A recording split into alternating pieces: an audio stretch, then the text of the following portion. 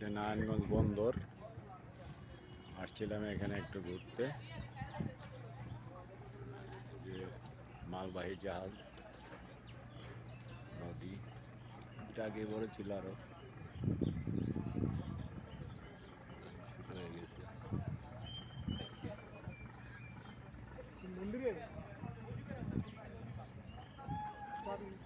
এই অত্র নারায়ণগঞ্জে আগে জমজমাট ছিল, মানুষজন চলাচল ছিল, অনেক মাল ওঠানামা করত, অনেক সুন্দর ছিল একসময়।